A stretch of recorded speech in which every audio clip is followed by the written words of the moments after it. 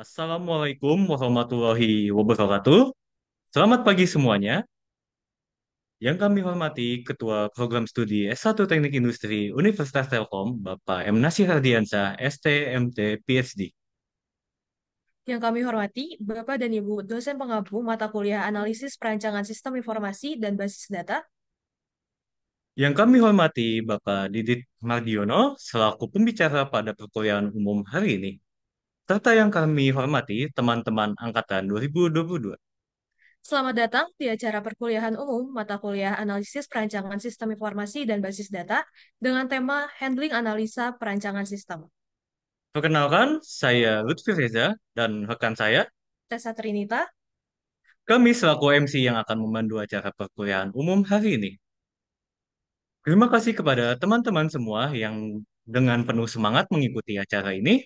Untuk perancangan acara, ada baiknya kita awali dengan berdoa menurut agama dan kepercayaan masing-masing. Berdoa dimulai.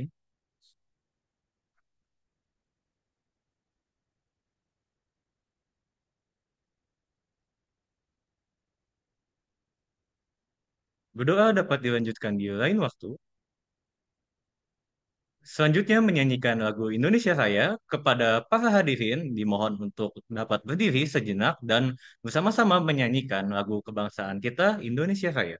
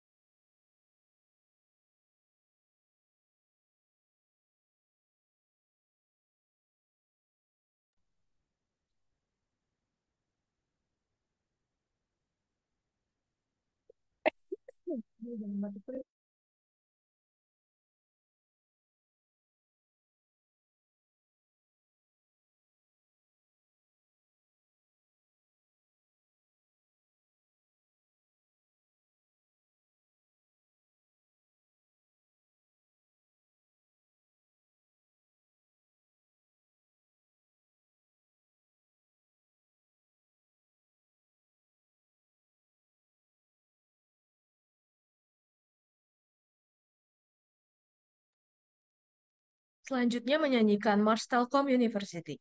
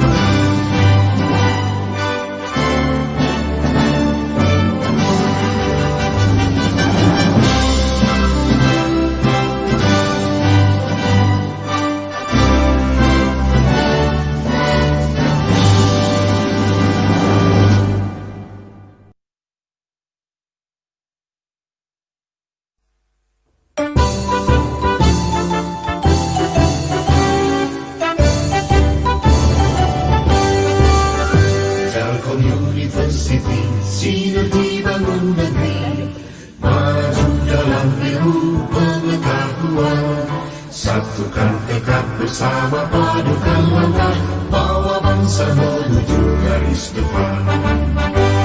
Raih cita radu asa, sing-singkan lengan, tingkatkan inovasi, unggulan dan prestasi, semua demi keluhuran bangsa, masyarakat adil sejahtera.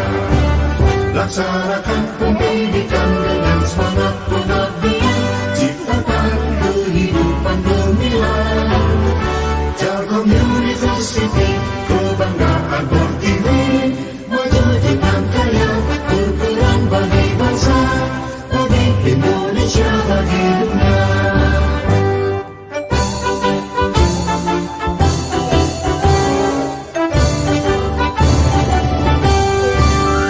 Telkom University, sinergi bangun negeri, maju dalam biru pengetahuan.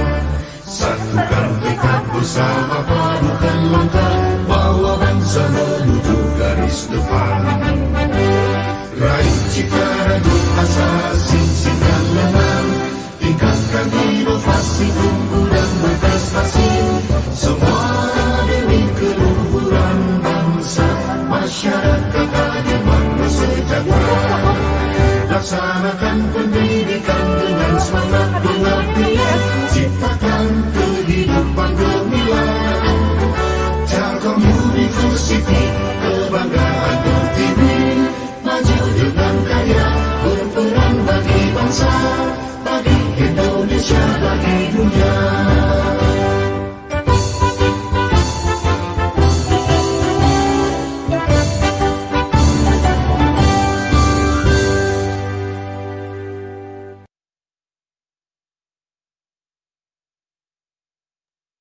Baik, hadirin dipersilahkan duduk kembali.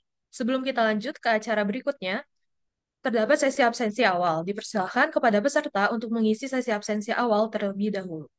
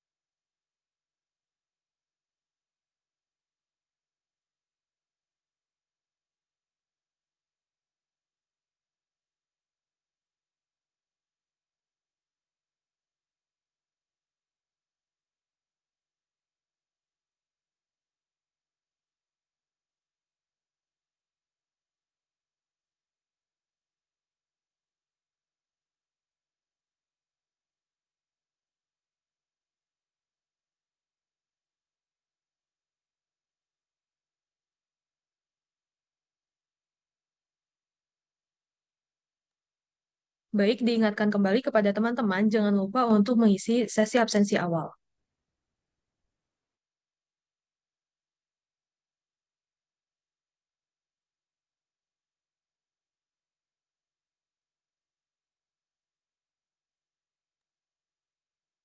Baik, tanpa berlama-lama lagi, langsung saja kita ke acara inti pada kuliah umum hari ini, yaitu pemaparan materi oleh pembicara, dan sesi ini akan dipandu oleh moderator, yaitu Kak Rionika Kristasia Maria Palit.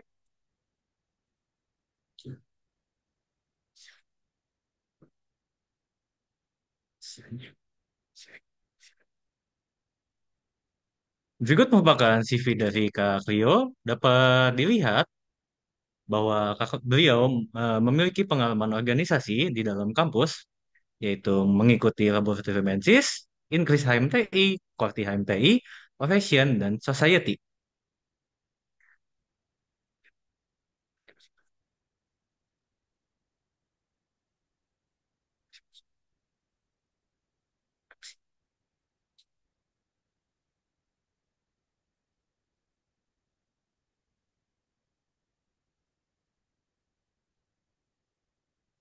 Baik, terima kasih MC atas waktu dan tempatnya.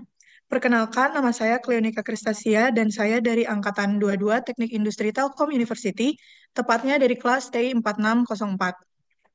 Dan di sini saya diberikan kesempatan sebagai moderator untuk acara kuliah umum mata kuliah APSI atau Analisis Perancangan Sistem Informasi dan Basis Data pada hari ini yang bertemakan Handling Analisa Perancangan Sistem. Di sini sudah hadir pembicara kita untuk hari ini yaitu Pak Didit Mardiono. Namun, sebelum kita lanjut ke rangkaian materi perkuliahan, izinkan saya untuk membacakan CV dari Pak Didit.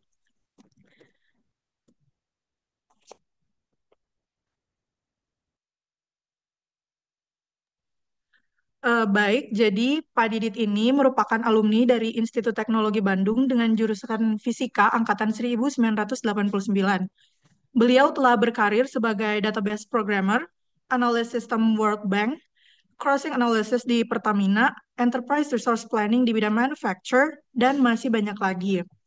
Mungkin sekilas saja untuk pembacaan CV dari Pak Didit Mardiono. Selanjutnya, mari kita sambut Pak Didit sebagai narasumber kita pada kuliah umum pagi hari ini. Baik, selamat pagi Pak Didit. Selamat pagi. Baik, Eh, gimana Pak kabarnya? Baik, sehat, Oke, baik. sehat. Sedikit info untuk teman-teman, seperti yang sudah dibacakan pada CV sebelumnya, Pak Didit ini memiliki banyak sekali pengalaman pada dunia kerja, khususnya di bidang IT. Terhitung sampai saat ini, beliau telah berkarya selama 31 tahun di bidang IT. Jadi, untuk teman-teman mungkin bisa dipersiapkan kertas dan pulpennya agar bisa mencatat poin-poin yang dirasa penting. Dan selanjutnya, kuliah umum sama 50 menit akan disampaikan oleh Pak Didit. Baik, kepada Pak Didit, waktu dan tempat saya persilakan untuk langsung memaparkan materi hari ini. Ya, terima kasih. Selamat pagi, teman-teman. Selamat pagi, Kedengaran Pak. suara saya? Terdengar, Pak. Kedengaran? Ya. Nah, saya nanti minta share screen ya. Boleh saya minta share screen? Oh iya, Pak, sebentar.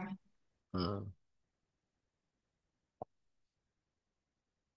saya harus merangkum perjalanan 30 tahun ini ke dalam 1 jam ya.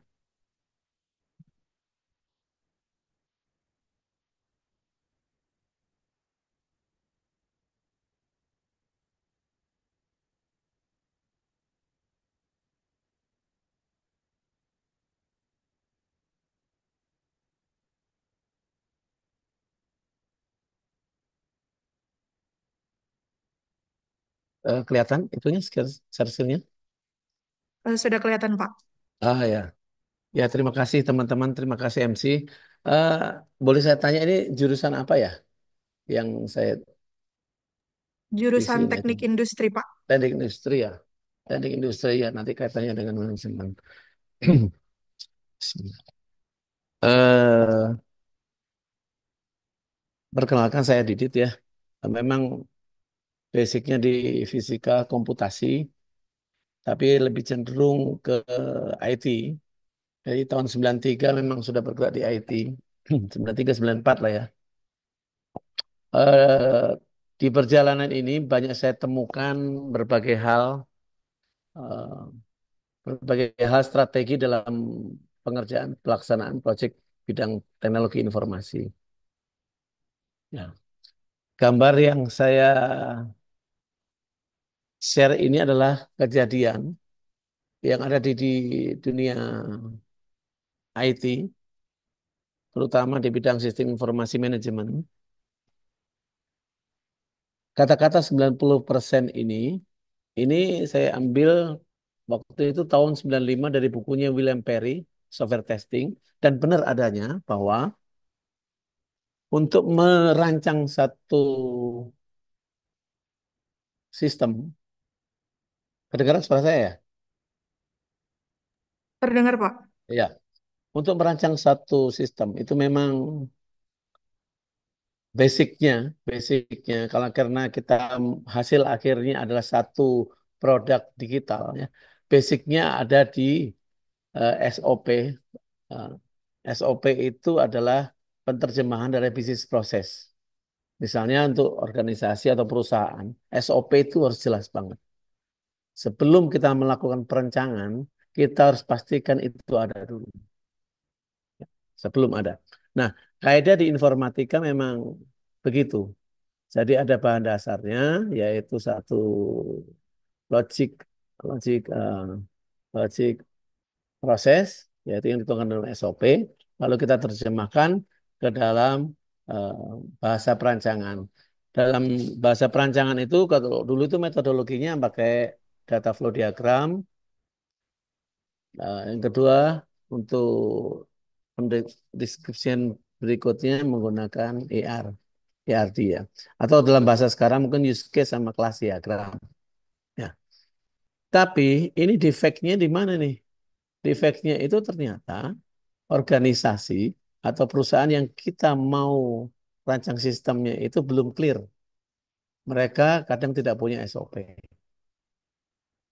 Kadang punya SOP tapi compang-camping. Ada SOP yang tapi tidak dipahami. Nah, lebih jauh lagi, ternyata untuk supaya clear kita bisa melaksanakan perancangan sistem ini ternyata kita bergantung pada persepsi yang ada di organisasi itu. Ini mengarahnya kemana? Nah, terkait dengan persepsi, ini jelas banget bahwa kalau kita secara keilmuan seperti yang ada di kotak ini, kelihatan di kotak kanan ini ya, ada quality of information, quality of system, ya, kelihatan ini ya. Ini adalah kondisi true-nya, tapi ini sulit sekali diambil. Di negara kita, di Indonesia, itu memimpin itu sudah satu culture peninggalan budaya yang authority based ya. Siapa yang bertengger di atas, itu yang sanggup membuat true false-nya. Padahal secara keilmuan kadang tidak seperti itu. Ya, authority based itu mengatakan bahwa pokoknya kalau saya penguasa ya saya bisa bicara AIWO-nya dan di bawah harus paham. Alih-alih itu benar, ternyata itu kalau kita sandingkan dengan keilmuan yang kita pelajari memang simpangannya terlalu besar. Apalagi sampai dirancang. Jadi kaitan dengan analisa perancangan sistem ini, kita merancang dulu baru menganalisa. Analisanya dari mana nih? Analisanya dari software engineering-nya atau analisa dari perancangan bisnis prosesnya. Oh, kalau itu kita awali dari analisa bisnis prosesnya dulu. Bisnis proses, tanya dulu. Mereka punya nggak kitabnya namanya SOP? Kalau punya, mereka paham tidak antar unitnya, begitu ya. Ini seringkali tidak dipahami. Mereka yang berdiri jadi kepala atau manajer di organisasi itu tidak paham betul. Mereka tidak baca job desk-nya. Mereka tidak tahu betul link daripada setiap informasi. Sehingga kotak kanan ini yang mengatakan informasi itu adalah satu fungsi dari ini, itu tidak tercapai. Bisa jadi mungkin 30%. 30%. Ya, jadi dalam membangun sistem itu akan looping terus, muter terus, ya. Tidak hanya di perancangan sistem yang terseok-seok karena authority based tadi, tapi di sektor development programming juga, ya. Nanti saya ceritakan. Itu aja. Jadi eh, dulu juga pernah saya mengajar mata kuliah ini tahun 94 95-an. Lalu saya keluar kerja di Bank Dunia tahun 2000 ya, tahun 2000. Dari 6 tahun saya ngajar itu saya menemukan satu celah di mana eh, dari penyedia penyedia tenaga ahli di bidang IT, yaitu yang dipasok dari teknik informatika versus carut marut bisnis proses, itu titik temunya kurang. Kenapa? Dari sisi teknik informatika hanya mengajarkan bagaimana itu merancang, membuat satu database dan membuat satu aplikasi, dikompil jadi aplikasi. Seperti itu. Itu kajiannya seperti itu. Tetapi di dunia industri yang perlu sentuhan aplikasi, ternyata yang requirement yang mereka butuhkan, yang dimasukkan dalam fitur aplikasi itu abu-abu. Abu-abu itu artinya tidak bernilai true atau false, ya. Itu kalau di dunia IT itu sudah headache gitu ya, sudah sakit kepala itu gimana satu requirement bisa berisi abu-abu. Karena authority based tadi memunculkan berbagai nilai informasi yang simpang siur. Negara kita ini negara kerajaan. Jadi kalau saya sebagai raja, saya tidak pintar, tapi saya bisa ngomong. Itu atur rules bisa berbeda.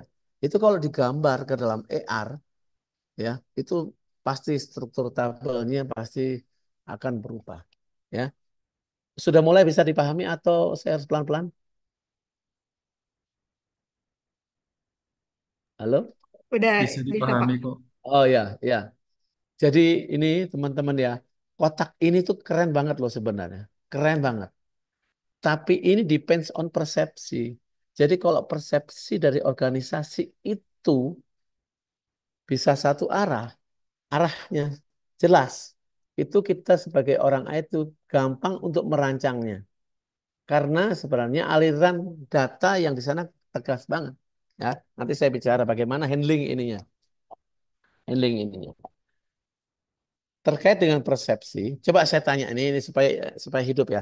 5 tambah 3 berapa? 5 tambah 3 berapa? 8. 8. 6 tambah 2? 8. 7 8. tambah 1? 8 juga 8. ya. Artinya kita tahu kenapa itu 8. Kita tahu itu 8 karena kita tahu model ada operator tambah. Ya, paham ya? Persepsi kita semua di ruangan ini, kita paham bahwa model tambah itu kita pahami secara bersama-sama. Nah, kalau model tambah itu kita pahami, berarti matematika itu tidak belajar angka dong. Berarti matematika itu belajar mengenai model. Angka adalah wakil daripada kita paham model tadi. Udah mulai paham ya? Angka yang beredar 62714 itu tadi adalah wakil daripada kita memahami satu model tambah. Kalau kita lebarkan lagi, model tambah itu adalah satu bisnis proses yang ada di satu perusahaan. Persepsi itu kita pahami bersama-sama, maka template persepsi itu kita akan copy ke semua SOP yang ada di perusahaan itu. Yang terjadi apa? Yang terjadi clear kita akan memahami kemana arah perusahaan. Kenapa saya sebut arah? Sebut arah karena perusahaan harus punya arah, organisasi harus punya arah. Perancangan pun adalah wujud daripada kita menerjemahkan arah itu, ya. Bedanya kalau kalau kebetulan saya dari fisika murni, skalar sama vektor itu kan separah kayak suhu, kilo atau massa gitu. Nah, kalau vektor itu punya arah, punya nilai tapi punya arah. Misalnya 60 kilometer per jam arahnya. Nah, terkait dengan arah, perusahaan itu harus punya arah, ya, harus punya arah supaya jelas kita gambar. eh, ini ya, perancangan sistemnya. Kalau kita tidak memapping arah perusahaan itu, kita akan kesusahan dalam mengancam. Untuk mencekarang itu cari aja resultannya. Di dalam perusahaan itu seringkali visi misi merupakan arah dari perusahaan, tapi di pelaksanaan operationnya banyak sekali yang penyimpangan. Jadi banyak sekali arah-arah vektor yang lain, sehingga kalau kita resultannya, jadi sisa arah aja, sisa vektor. Kalau kita rancang, ya harusnya seperti itu. Harusnya seperti kondisi realnya. Tapi yang ada di kanan ini, yang merah-merah ini, itu depends on penguasanya loh. Ini arahnya kemana sih? Aku mau performa itu kadang-kadang dalam tanda kutip kita sangat-sangat menyaksikan persamaan ini, ya. Tergantung.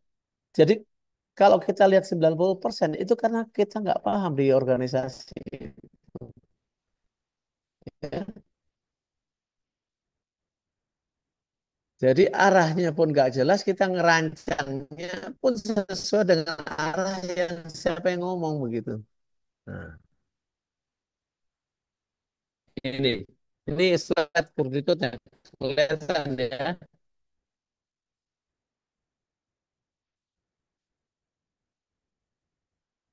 Nah, gambar ini yang saya ceritakan ini, yang kiri bisnis proses yang saya bicarakan tadi arah tadi, ini kurang jelas memang. Walaupun sudah dituangkan dalam SOP. Teman-teman sudah pernah baca SOP?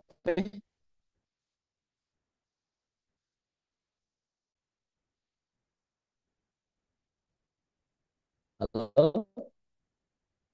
Halo? Kedengaran suara saya? Oh, nggak ada ya.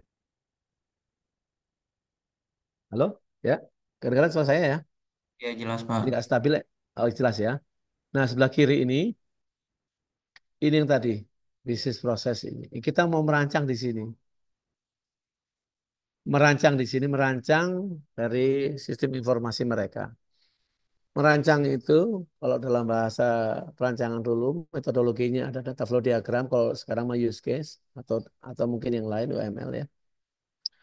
Dari sini harus tegas dulu, harus sebelum merancang. Ya, One, terus dibaca juga ER-nya. Setelah data flow diagram, ER-nya dibaca. Di ER ini strategi kita optimalnya di ER itu kardinalitinya dijaga ya.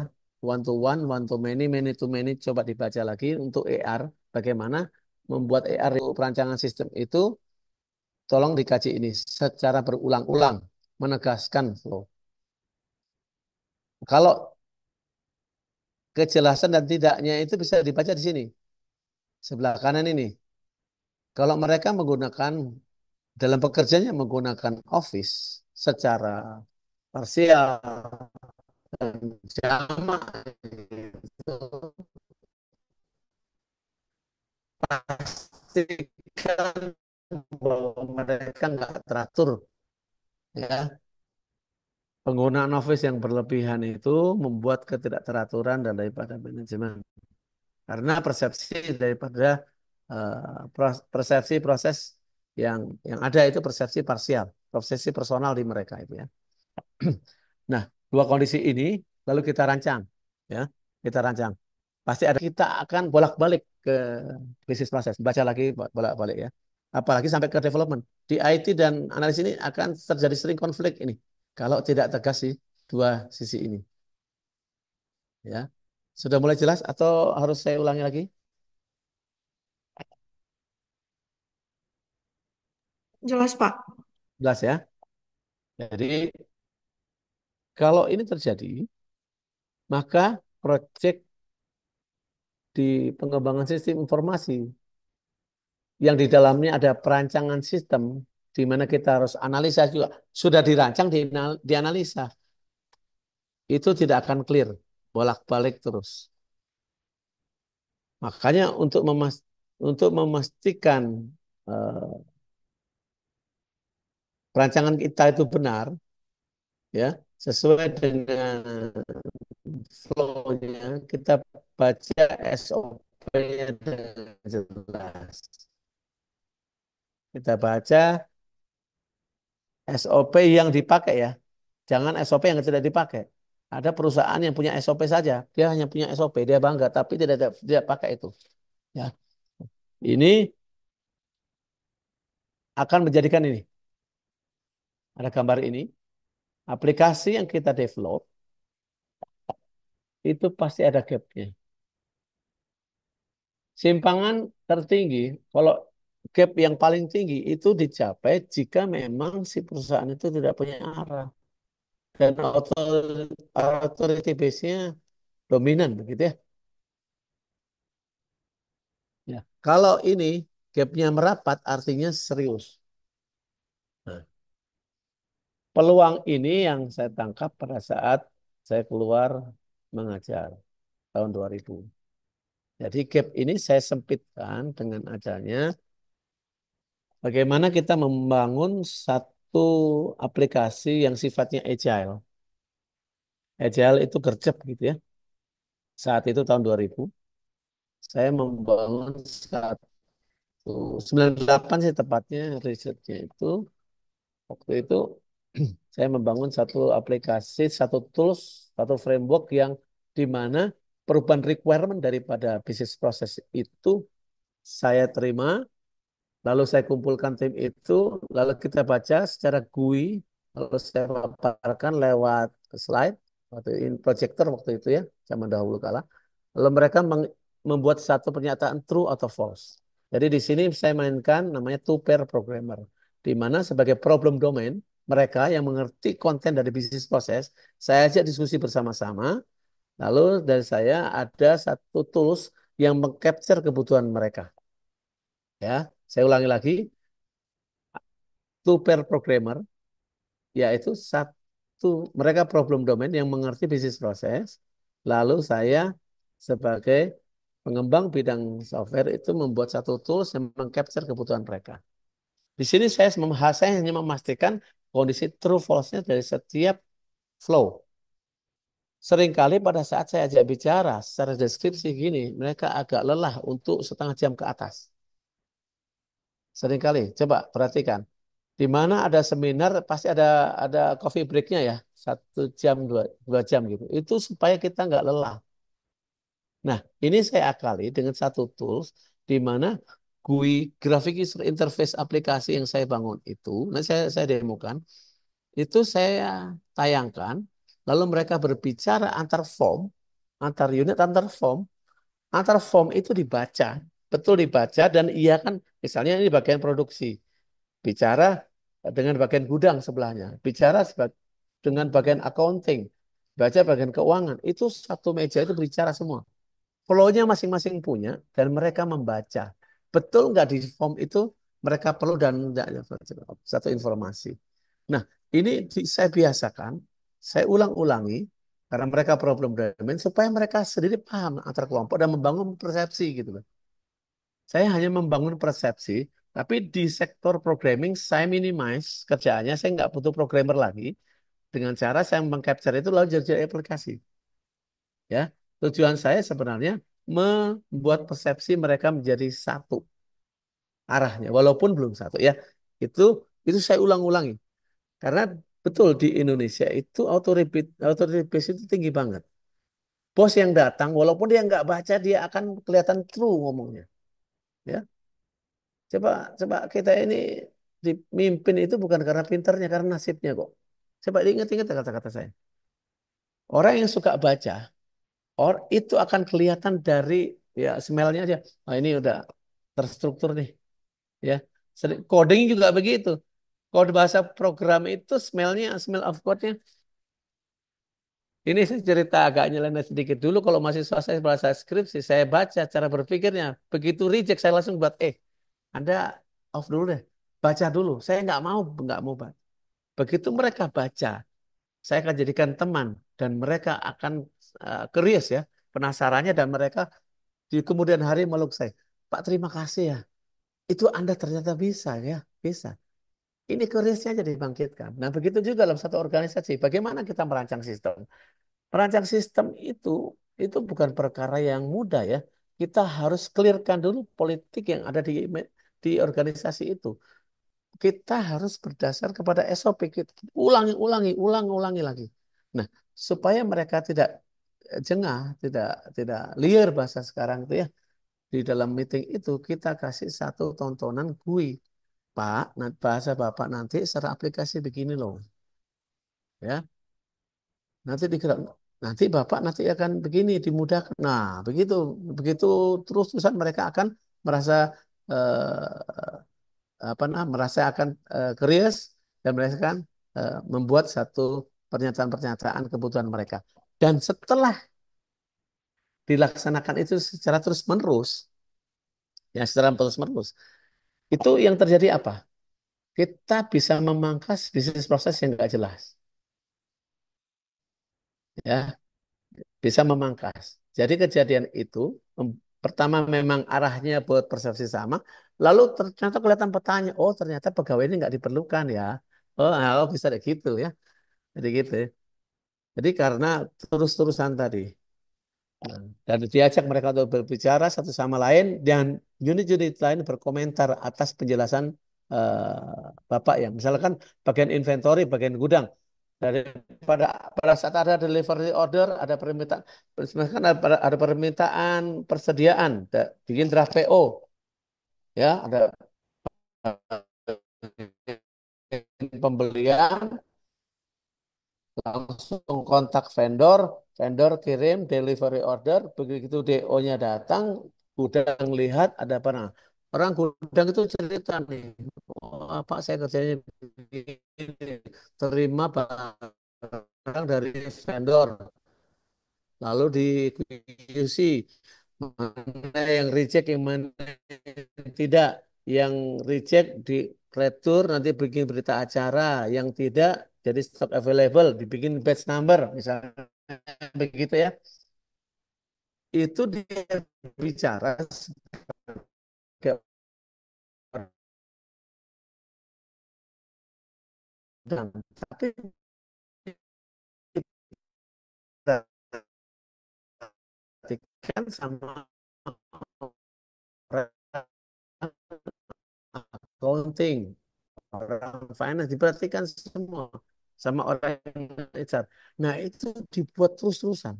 Dibuat mereka merasa satu persepsi.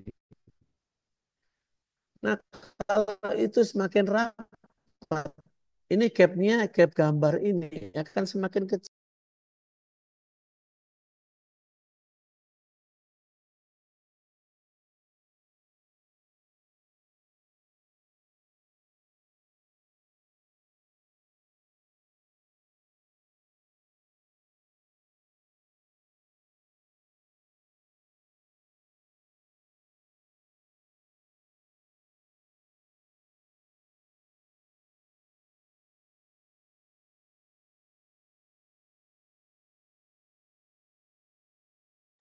Mohon maaf teman-teman, kita tunggu sampai Bapaknya tersambung kembali ke Zoom ya.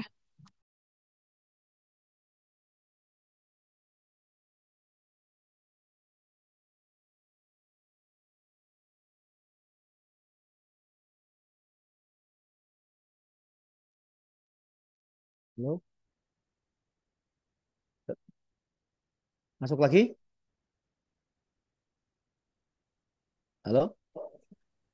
Sudah terdengar Pak suaranya. Oh ya, ya, ya, betul. Nah, terus lagi ya. Nah, ini yang menarik nih.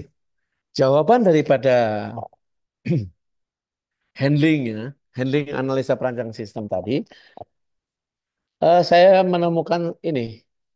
Sebenarnya ini sudah ada dari dulu metodologinya, tapi baru ngeh itu pada saat saya membaca bukunya William Perry, namanya Software Testing. Kedengeran? Kedengeran Pak. Ya, namanya Software Testing. Nah, Software Testing itu saya baca sampai semua acceptance kriteria saya baca. Hampir halaman terakhir itu ada kata-kata compromises. Nah, kalau kompromi semua, apa yang dikompromikan? Oh, saya membangun satu bentuk kondisi yang true dan false kok. Apa yang dikompromikan? Kompromi itu apa sih? Terus apa yang dikompromikan? Pertanyaan itu terus berulang-ulang. Oh, kompromi. Kalau bisnis, kalau dari sektor perancangan sistem sih, engkau harus kompromi. Persepsimu dibangun dulu kan gitu ya. Persepsimu sebagai organisasi, perusahaan harus dibangun dulu. Supaya jelas flow-nya, baru saya rancang. Gitu kan? Rancang. Kalau kompromi dari software, kalau saya bisa nggak bisa maksa ke sana. Kompromi, oh baru. Eh, saya kompromi deh di software engineering-nya. Gitu. Ini gambar ini jelas, kelihatan ya? Belum kelihatan, Pak, untuk share screen-nya. Oh, belum kelihatan. Ntar saya screen lagi ya. Kelihatan?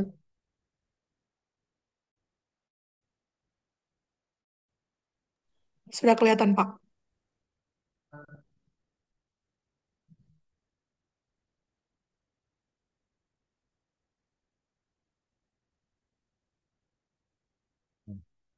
Ada gambar apa itu?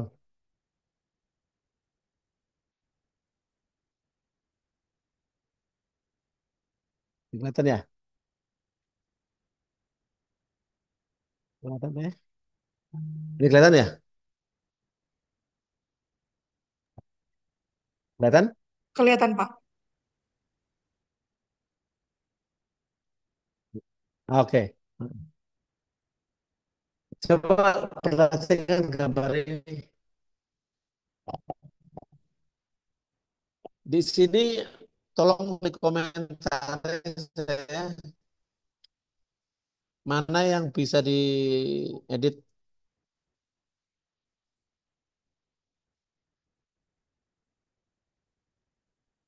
Ini cerita mengenai bagaimana kita handling dari perancangan sistem masuk ke produk akhir yaitu di mana bahasa ya, Scrum Master ini orang yang mengatur dirigennya ya product owner itu mengenai project ini sprint planning. Nah, ini tim yang membuat terus daily membuat apa progres sampai menjadi produk yang terus kita update. Pernah pernah lihat gambar ini enggak? Atau belum?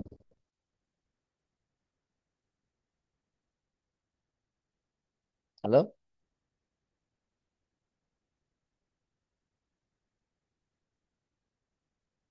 Pernah lihat gambar ini? Belum, Pak. Oh ya, jadi saya ceritakan. Agile itu adalah satu metodologi yang akhirnya dipakai untuk menghandle ketidakjelasan flow. Ya, ingat kita merancang itu hasil akhirnya adalah kondisi true, kondisi false. Setuju nggak?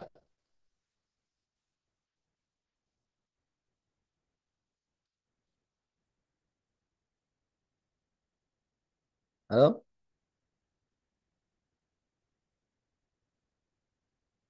Kedengaran? Tadi sempat putus-putus, Halo, Pak. kedengaran? Ya, kedengaran ya. Sekarang kedengaran lagi? Sudah terdengar lagi, Pak, sekarang. Oke, oke. Jadi gini, Agile itu adalah satu metodologi yang membuat perancangan sistem itu agak lebih mudah di apa ya, diteruskan, dilanjutkan. Perancangan sistem itu hasil akhirnya kondisi true, kondisi false. Jelas? Jelas ya? Jelas, Pak. Saya perlu suara kedengaran nggak ya? Ya, ya. Jadi perancangan itu akan menjadikan kondisi true, kondisi false, gitu. Ya. Di gambar ini yang namanya product backlog sebelah kiri bisa dilihat product backlog kiri. Bisa, Pak. Oke, product backlog itu berisi aturan main perusahaan. Dalam hal ini SOP yang dipakai. Ada SOP yang nggak dipakai, tapi ada SOP yang dipakai, real dipakai. Dan dari persepsi yang sama, persepsi daripada orang-orangnya. Mereka menggunakan atau bahasa kita requirement. Nah, requirement ini masuk ke kanan. Nah, kalau masuk ke kanan, itu artinya sudah tegas banget. Ya, paham ya? Kalau produk backlog ini ke kanan, itu artinya sudah tegas banget. Artinya di sana 100%. Kami sudah sepakat ini, Pak. Gitu. Tapi yang terjadi, ini kadang-kadang putus-putus gambarnya, panahnya. Atau bahkan si panahnya ini bisa balik ke sini. Karena nggak jelas lagi. Ya, sering nggak, pernah nggak mendengar orang yang kalau kita bicara satu orang bisa bicara sekarang A, besoknya bicara B. Sering ya? Sering, Pak. Sering ya? Halo? Ya, ya artinya di dalam bisnis proses juga begitu. Kadang-kadang dia berbicara mengenai requirement-nya saja. Saya mau butuhnya ini juga kalau untuk supplier datang akan gini. Kebutuhannya dia, tapi bukan organisasi. Ya. Nah, kalau kita gambarkan arah panahnya ke sana, itu bisa balik ke sini. Itu artinya costly banget.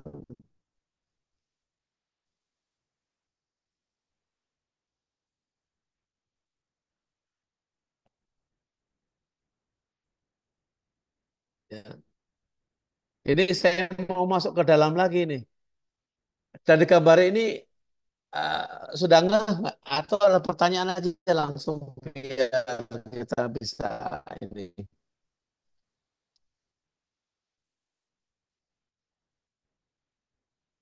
Nggak stabil internetnya ya? Ya.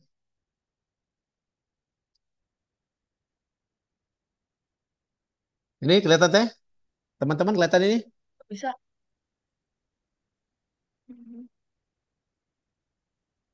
Halo?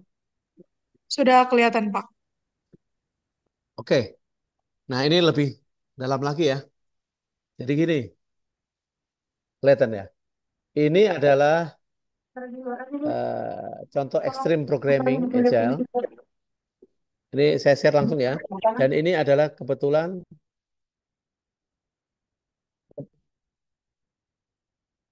kedengaran ya.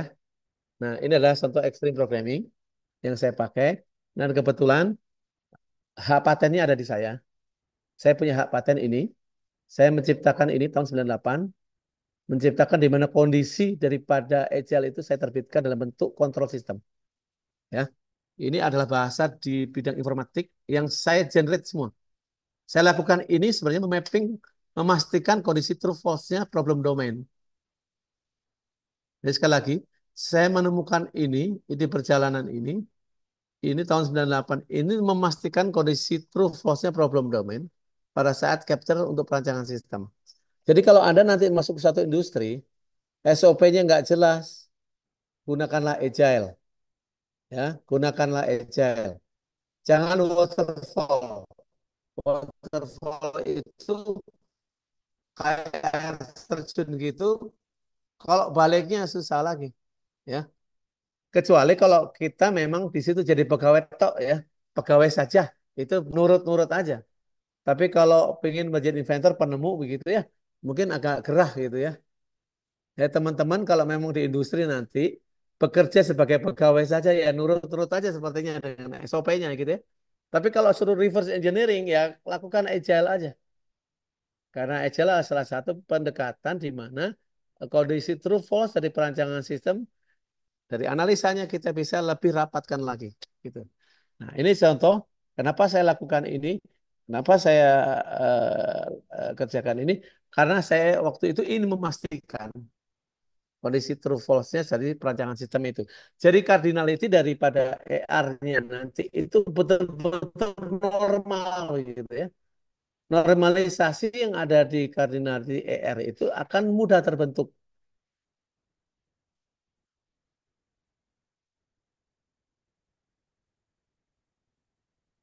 Ini agak sulit dipahami ya Teh atau teman-teman gambar ini.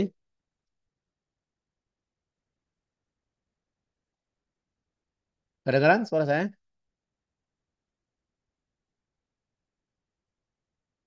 Suaranya kedengeran, Pak. Oke, siap. Jadi ini yang saya lakukan. Jadi dengan ini maka saya bisa membuat aplikasi satu form itu 5 menit. bisa 1 hari aplikasi tanpa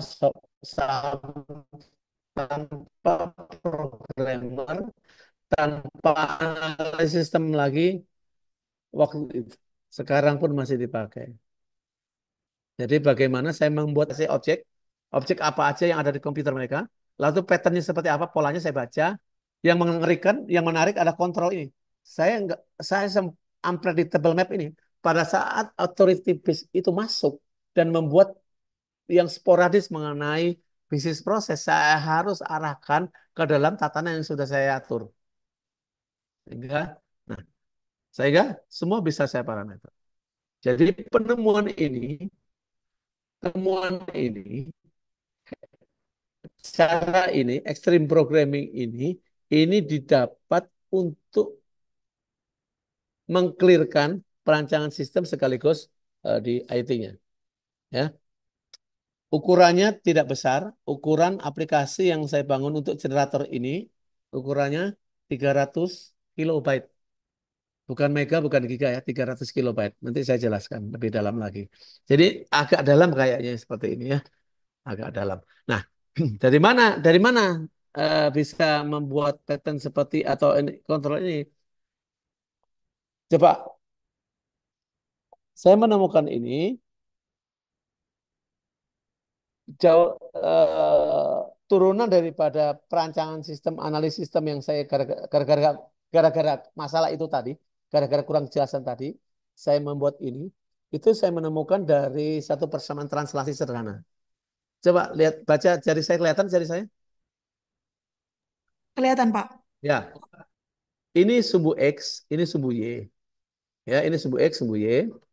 Ya, jika saya punya titik P di sini, X, Y, dengan R, pada saat dia saya translasikan jadi P aksen, coba transformasi satu dimensi ini, kita baca, P aksen itu X aksen, Y aksen. Nanti turunkan ini dalam persamaan sederhana, kalkulus sederhana, kita mendapatkan dengan sudut perubahannya beta gitu ya, kita mendapatkan titik P aksen itu adalah perkalian dari titik P dikali matrik kosinus sinusnya. Nanti nanti kalau mau detail lagi nanti bisa ada bab yang lain lah. Dari situ saya baca, oh ternyata membedakan satu objek itu tidak lebih dari pada mengkonversi dari sudut perubahannya ke dalam aturan sinus kosinus. Kalau titik, lah kalau garis, kalau bidang, kalau ruang sama aja. Kalau begitu urusannya, kalau begitu urusannya, bisnis proses yang kita bangun sama dengan saya memindahkan titik.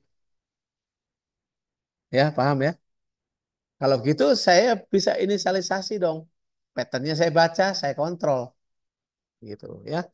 Nah ini paham, ini kajian agak dalam lagi. Nanti bisa mungkin sesi lain bagi yang memang peminat di bidang kejelasan bagaimana bicara. Harus jelas bicara ya. Karena kita membuat satu perancangan sistem itu harus true dan false. Kalau nggak mau true false, ya udah kerja di itu aja, di mesin cuci aja. Mesin cuci itu nggak hitam, nggak basah, nggak kering. Ya setengah basah, setengah kering. Pasti logiknya di situ. Ya, saya pikir eh, ini akan mengundang banyak pertanyaan di sini. Tapi untuk sementara konklusinya adalah kalau kita melakukan perancangan sistem, pertama pastikan SOP. Pastikan SOP itu turunkan lagi. SOP ada tidaknya? Jika ada, jika tidak. Jika tidak ada, wah kita harus cari template. Kita harus ngomong sama big boss-nya. Jika tidak ada. Jika ada, baru kita turunkan. Ada ini dibaca apa tidak? Ada ini siapa yang mengerti? Nah, di situ kita sampai menggiring ke dalam satu persepsi terhadap SOP yang ada ya. Dari sana, dari SOP yang ada dan dipakai, berapa persen pun yang dipakai, baru kita melakukan perancangan sistem. Baik menggunakan use case, aktor dengan aktivitinya, maupun menggunakan data flow dengan ER-nya. Use case dengan itunya, apa namanya, diagram kelasnya. Dengan diagram kelas, Anda akan berhadapan dengan cardinality. Ya, kebergantungan objek ini seberapa normal tabel yang akan kita bangun. Di sini kita kalau sudah jelas SOP-nya kita akan membuat satu strategi pada normalisasi itu secara apa ya? Secara agile, secara secara dinamik gitu ya. Adapun adapun jika ada perubahan requirement yang sifatnya minor itu tidak akan. Kalau major akan bermasalah di nilai database. Saya pikir sekian ya. Mudah-mudahan dimengerti. Kalau memang kurang dimengerti, boleh kita diskusi secara detail lagi. Ya. Jadi perancangan sistem itu sebelum analisa di perancangan dulu, di analisa itu analisa bisnis proses dulu, pahami dulu. Kalau itu saya yang di sebelah kanan itu ya berkaitan dengan perancangan itu tidak akan sulit. Yang sulit itu adalah mengkondisikan persepsi tadi. Saya pikir begitu Teh ya. Teman-teman, terima kasih. Assalamualaikum warahmatullahi wabarakatuh.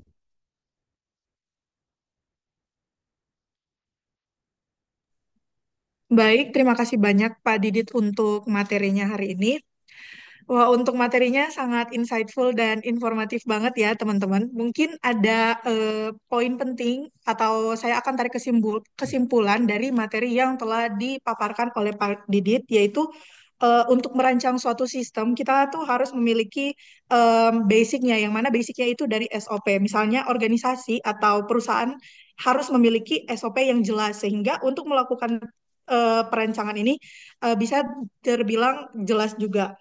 Nah, karena untuk permasalahan atau defect organisasi dalam yang dimana itu sistemnya belum clear karena banyak yang memiliki SOP yang belum dipahami dan kurang jelas ya Pak.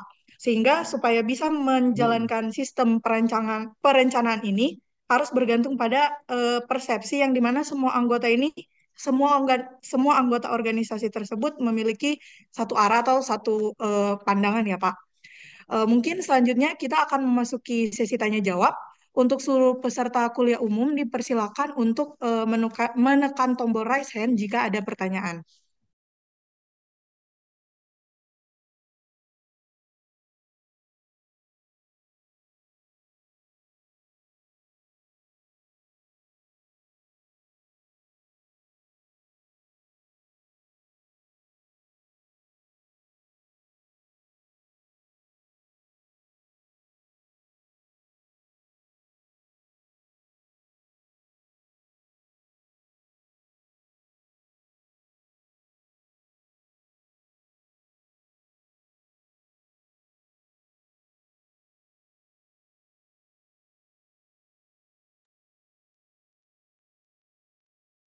Kalau nggak ada, saya tambahkan sedikit ya. Sekarang walaupun kita di dunia AI yang seberapa canggih, tapi itu juga akan kurang manfaat pada saat persepsi kita tercerai-berai. Ya, kita sebagai bangsa, sebagai tenaga muda yang akan mengisi kemana Indonesia arahnya itu rasanya akan tercerai-berai juga pada saat karena saat persepsi itu tidak dibangun. Ya, eh, bumi itu berputar kepada porosnya, lintasannya, karena arahnya jelas. Kalau arahnya nggak jelas ya jadi meteor aja. Ya, jadi seringkali kita bicara kalau spanduk percepatan, percepatan tanpa berbicara kecepatan dulu. Percepatan itu setelah ada kecepatan, mereka juga kurang sadar di situ, gitu ya. Jadi teman-teman, semoga teman-teman ada curious-nya ya. eh saya sebagai produk lama itu masih kepingin mudah seperti teman-teman itu. Karena Indonesia ini apa ya, apa ya, dalam kondisi kekhawatiran terhadap kebersamaan ya. Karena persepsinya nggak dibangun sama, jadi kita itu gampang dicerai-beraikan, gampang sekali diaduk-aduk. Ya, latihannya dari perancangan sistem dulu deh. Ya, latihan dari situ dulu. Saya dengan terbuka, ayo kita bicara karena harus dilanjutkan ini, harus dilanjutkan. Penemuan saya ini harus dilanjutkan. Nanti saya kasih lihat, boleh Boleh. saya kasih lihat kalau nggak ada, kalau ada pertanyaan silahkan diinterrupt ya. Nanti saya kasih lihat softwarenya. Bagaimana saya membangun itu dalam 1 menit aja bisa jadi aplikasi. proyek-proyek yang saya kembangkan dari Indosat, Pertamina, Pipa Gas, jalan tol yang kita lewati ini masih dalam kontrol untuk integrasinya, untuk itunya. Mungkin sambil menunggu teman-teman lain yang mungkin lagi nyiapin pertanyaan ya Pak, saya akan bertanya terlebih dahulu. Jadi Ah, boleh, boleh. tadi Bapak udah sempat membahas kan ya untuk solusi ini yang dimana ini merupakan di hak patenkan Bapak ya. Jadi kalau yang dari tadi itu untuk solusinya yaitu melakukan inisiasi ya Pak, kemudian dibaca patternnya dan kemudian diambil kontrol.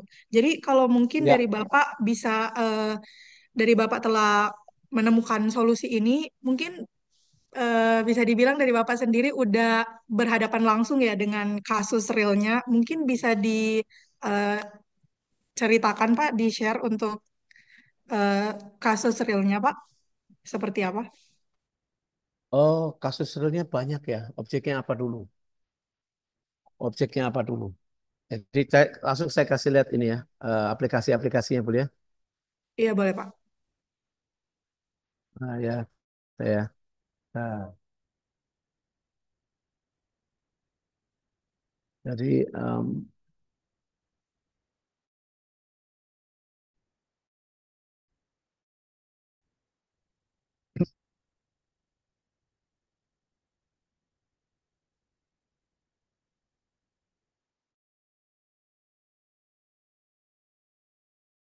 kasus realnya ada di industri, misalnya rumah sakit, ya. Rumah sakit kan butuh aplikasi, ya. Rumah sakit butuh aplikasi. Ini kelihatan teh?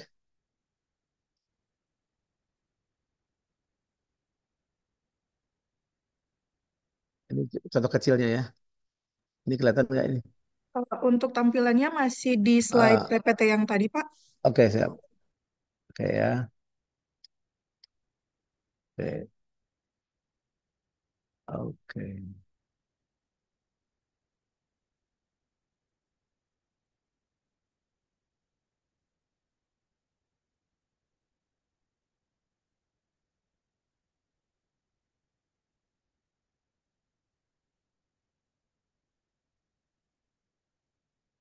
Ya.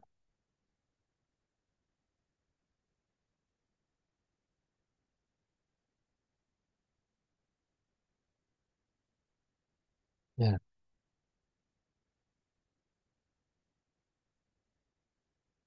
Ini kelihatan? Sudah kelihatan Pak. Ini. Ya. Ini ini satu bentuk aplikasi untuk rumah sakit gitu ya. Modulnya sih banyak. Ada laboratorium, ada radiologi, macam-macam. Rumah sakit itu kan satu satu apa ya satu organisasi pelayanan kesehatan di mana manusia di sana mengalami perawatan. Jadi di sana ada clinical pathway. Clinical pathway ini kalau kita punya saudara nih Teh ya, kita punya saudara itu pada saat dilakukan pelayanan itu clinical pathway itu dia diagnosa apa, dari diagnosa itu dia dikasih tindakan apa, lalu ke kefarmasian obatnya apa dan dikasih makan apa. Nah, ini harus terintegrasi. Nah, tidak mudah di dalam situ memang menganalisa eh, apa dari diagnosa sampai klaim ini dibayar berapa. Seringkali rumah sakit merasa eh, eh, apa salah perhitungan dalam klaim ke BPJS-nya, ya. Karena dari tindakan yang mereka lakukan, diagnosanya misalnya diabetes mellitus, bawahnya ICD determinan itu walaupun ada penunjang apa tidaknya, penunjangnya dalam arti di sini ada laboratorium tidaknya itu ikut mengisi di eh, tagihan BPJS. Seringkali itu menjadi kendala sehingga klaim misalnya mereka sudah mengeluarkan 10 miliar klaimnya dari semua pengelolaan pelayanan itu tapi yang dibayarkan oleh BPJS-nya ternyata misalnya 6 miliar itu kondisi di mana perancangan sistem dilakukan situ. Perancangan sistem di mana dari mulai pendaftaran pasien, aktornya siapa, aktivitinya kan begitu tercatat ini pasti kan dan sampai ke pelayanan itu kalau nggak jelas flow-nya kita akan keributan. Ini kelihatan ya. Nah, ini Ini teh kelihatan? Halo kelihatan? Iya Pak, kelihatan di halaman loginnya. Ya. Oh baru login. Baru login ya. Baru login ya. Nah, oke.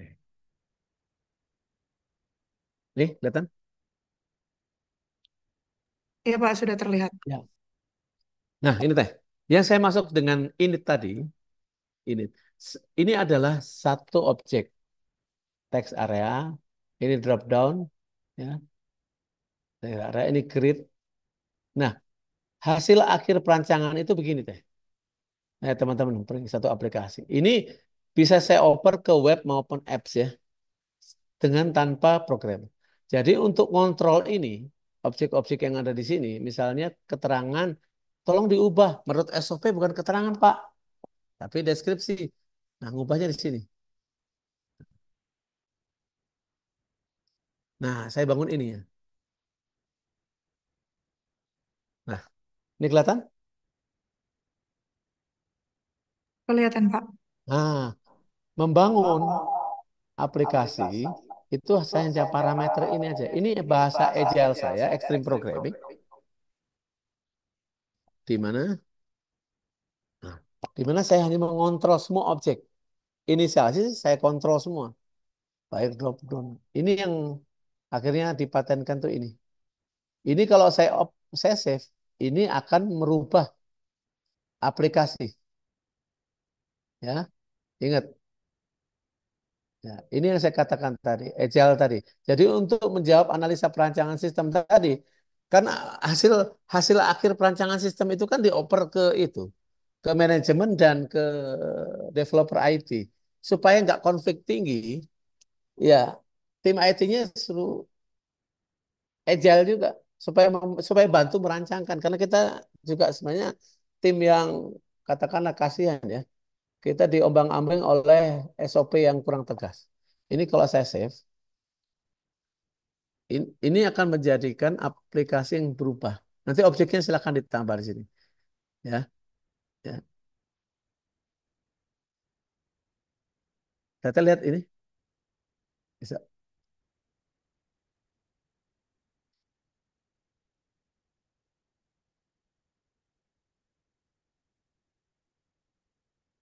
Nah, nanti aplikasinya bisa begini. Kelihatan ini? Terlihat Pak. Nah, aplikasi-aplikasi ini saya generate aja. Dalam waktu kurun 5 menit aja sudah jadi aplikasi dengan dashboard pun bisa di-generate.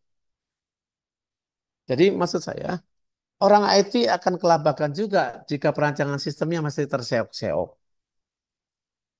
Nah, dari IT itu berkreasi membuat dynamic programming, ya agile, secara ekstrim, memparameter, membuat inisiasi, membuat pattern, mengontrol itu untuk memastikan kita agak nggak perlu terlalu nengok ke flow-nya, nggak perlu nengok ke perancangan sistemnya.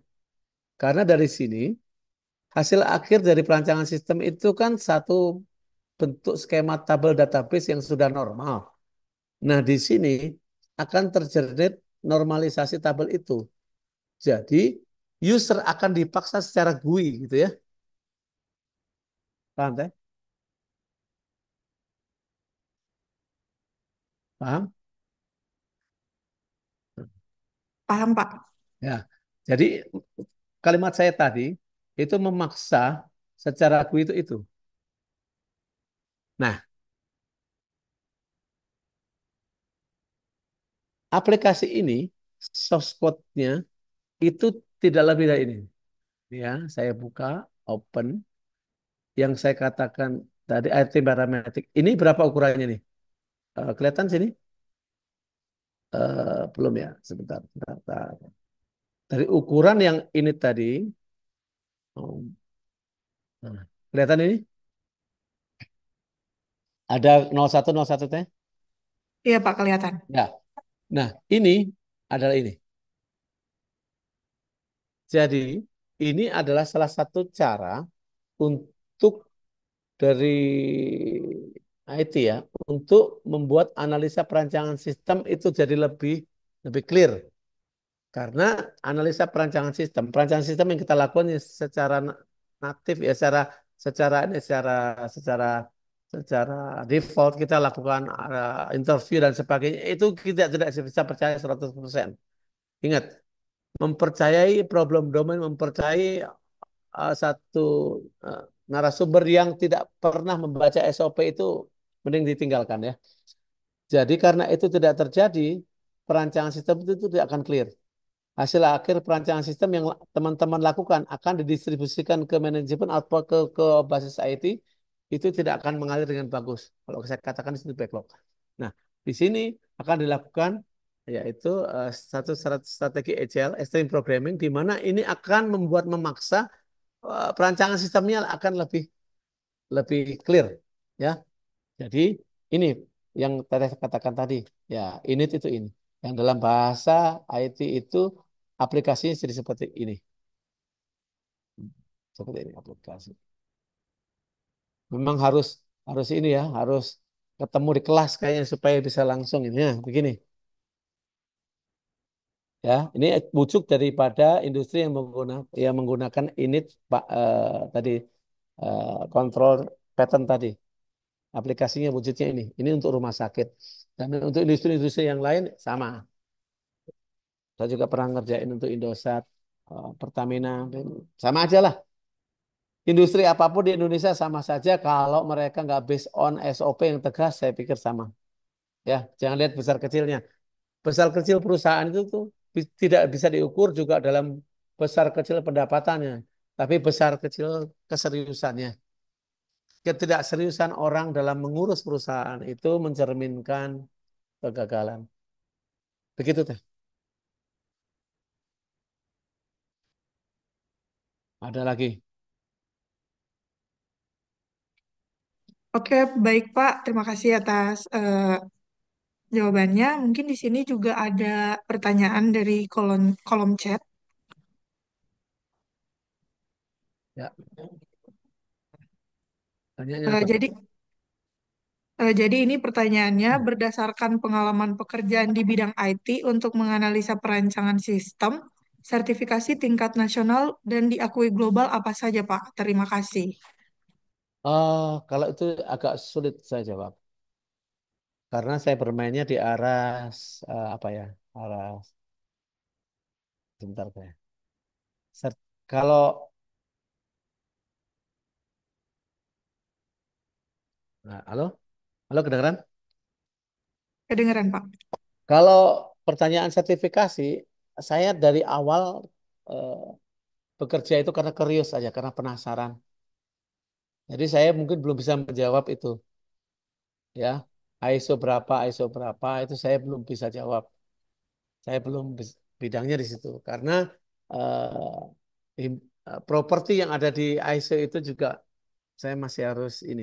Saya saya harus baca. Jadi saya belum pernah bisa menjawab ISO apa sertifikasi belum bisa jawab.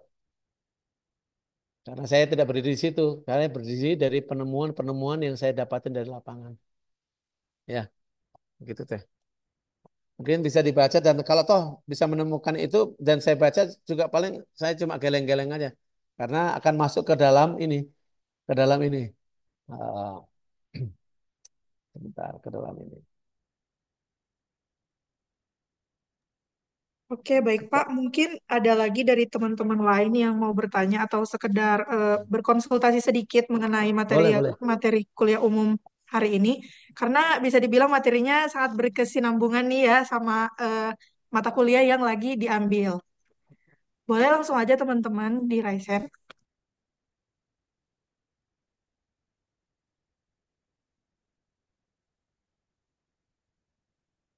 Boleh. Silakan kita diskusi. Lebih ketemu lebih enak lagi, bisa tahu. Karena saya nggak bisa sendirian. Ternyata saya nggak bisa sendirian, harus tim. Teman saya satu, sahabat saya meninggal, profesor dari ITB informatika. Saya juga sebenarnya fisika dan informatika. Jadi, jadi profesor informatika, Profesor Iping meninggal, jadi saya nggak punya teman lagi. Jadi Kalau punya diskusi lebar, saya pikir akan bisa bantu.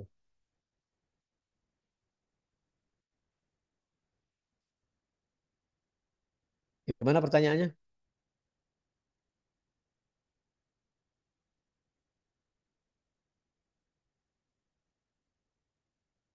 Halo Teh, tolong itu di mute ya.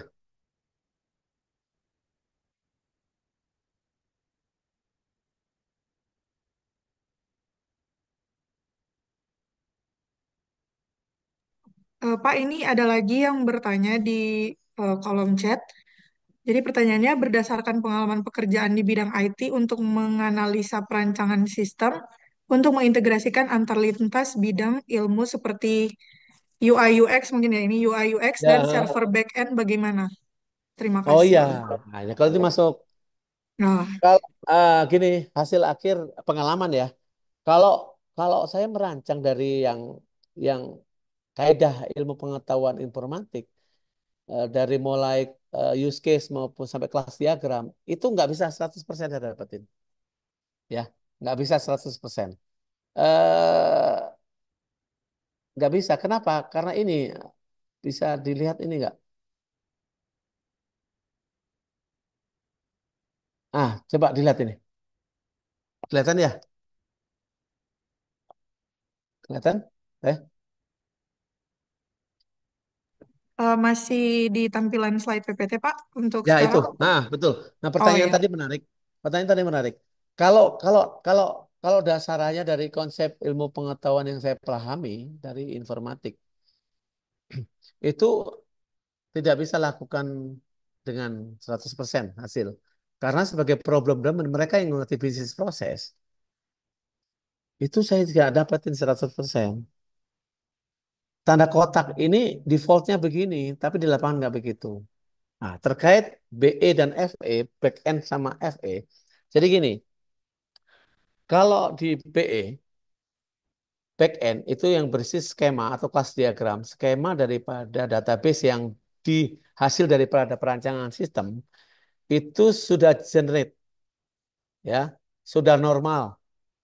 Ya, header detailnya kalau lihat aplikasi, itu saya mengenerate mana header, mana detail dengan constraint, primary key-nya mana, ya, foreign dan sebagainya. Itu dari BE-nya langsung clear. Begitu di save strategi DLL-nya, itu langsung menciptakan satu tabel skema tabel data dari database yang sudah normal. Nah, mengenai FE-nya itu mengenai bagaimana si aplikasi di tampilan layar itu sesuai dengan fitur, ya, dari orang yang login, ya, dari login itu kan dia punya hak akses tuh. Tidak semua orang yang login itu kasih full hak aksesnya. Bisa jadi di bagian yang sama yang di gudang menggunakan aplikasi inventory control, itu yang satu bisa mengedit stok, yang satu tidak boleh. Yang satu bisa lihat harga perolehan, yang satu nggak. Misalnya itu itu tuh. FE-nya itu disesuaikan dengan fiturnya si aplikasi. Nah, saya buat standar di sini karena saya ngejarnya ngejar fungsi, ya, ngejar fungsi. Seperti halnya ini, seperti halnya seperti halnya ini untuk FE, ya. Untuk EBE jelas ya. Nah, untuk yang FE ini pada saat saya membuat ini, ya, membuat ini. Nah, ini FE. Ini saya buat default menurut aturan main daripada skema tabel yang sudah tergenerate, yang sudah normal, ya. Secara fungsi, kontrol-kontrol dalam objek ini saya lakukan ini ngikuti daripada rules daripada role akses daripada aplikasi ini, ya. Ya. Jadi FE-nya saya bentuk default, lalu saya sesuaikan dengan role daripada aplikasi, tapi tetap dia dari PE yang sudah normal, dari PE yang sudah kardinalitasnya yang sudah terjaga, one to many, many to many yang sudah terjaga, ya, begitu, begitu teh. Ada lagi? Tunggu aja sampai jelasin. Ada lagi?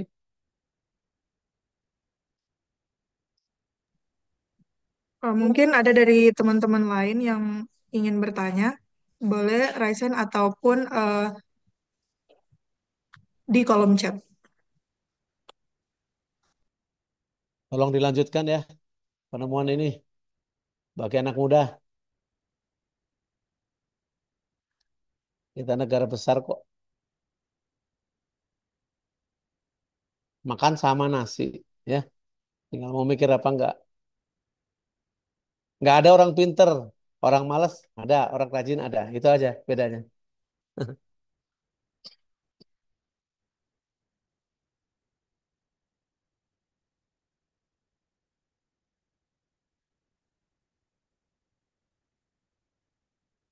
Jadi kalau mau perancangan sistem ya, analisa lagi. Sudah lah ngerancang, analisa lagi.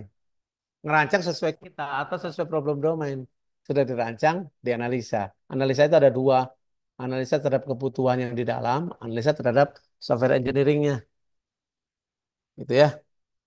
Ingat, bisa jadi bak sampah loh. Kalau analisa kita keliru, orang IT-nya bisa mencak-mencak. Secara logik nggak begini gitu. Mereka bisa komplain.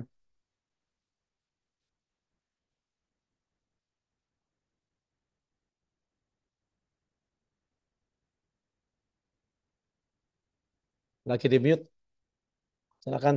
Kalau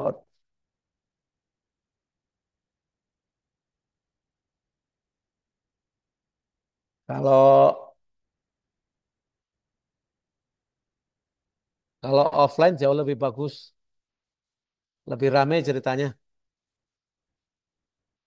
lebih ramai, lebih transfernya ada, transfer ruhiyahnya ada. Bahwa PR-nya itu ternyata ini loh. PR-nya ketidakjelasan di semua sektor, tidak hanya industri yang menggunakan perancangan sistem. Ya, industri bukan industri yang bisnis juga ada. Mau ngomong apa aja ada, mau pemerintahan, mau mengenai agama. Kalau nggak jelas persepsinya ya nggak jelas juga arahnya.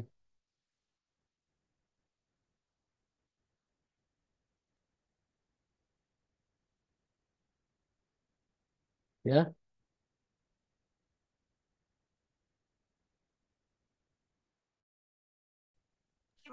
Baik, Pak, mungkin udah karena mengingat waktu juga. Jadi ya, sepertinya pertanyaan tadi menjadi pertanyaan terakhir untuk sesi tanya ya. jawab kita pada hari ini. Jadi mungkin ada mohon maaf bagi teman-teman yang mungkin belum sempat ya untuk bertanya. Dan baik untuk sesi pemaparan materi, saya cukupkan sampai di sini. Selanjutnya saya kembalikan kepada MC. Ya, terima kasih teman-teman ya. Terima kasih, Pak. Hmm.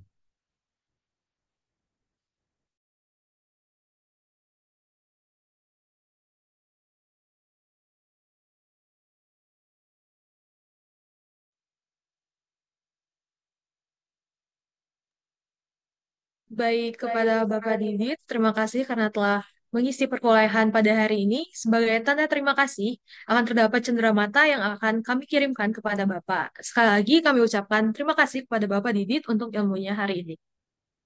Baik teman-teman, gimana materinya pada hari ini? Semoga bisa jadi ilmu baru dan kita bisa jadi makin semangat untuk mempelajari tentang perancangan sistem. Selanjutnya kita akan memasuki sesi dokumentasi untuk operator, boleh.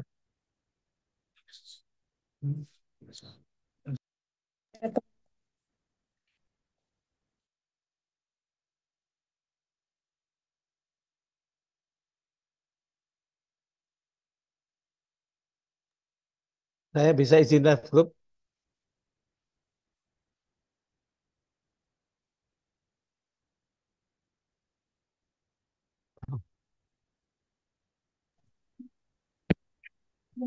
Saya izin live group.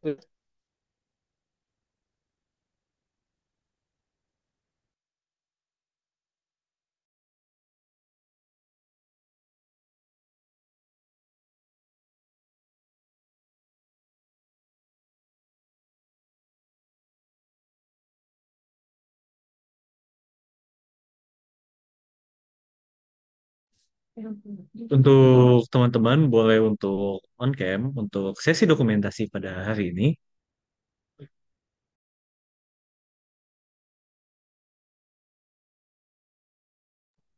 Baik, untuk slide satu boleh. Silakan. Satu, dua, tiga. Lanjut ke slide berikutnya. Satu, dua, tiga. Slide tiga, silakan. Satu, dua, tiga. Slide empat, silakan. Satu, dua, tiga. Bagi yang belum mungkin, diharapkan mungkin ya. Satu, dua, tiga.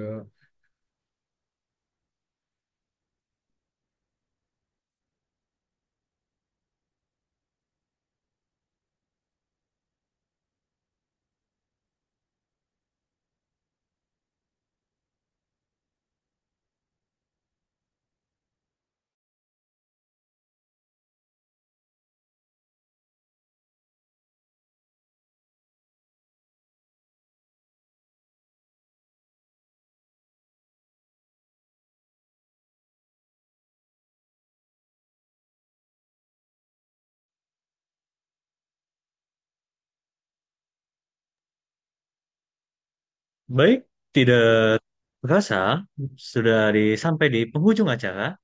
Sebelum kita akhiri perkuliahan pada pagi hari ini, akan ada sesi absensi akhir terlebih dahulu.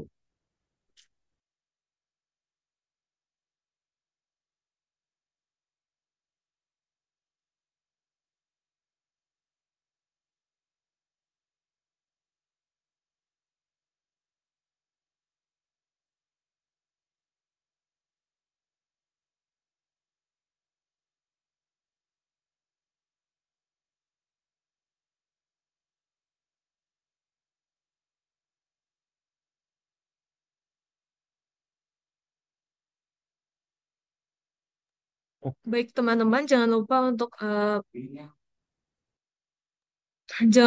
untuk scan absensi akhirnya.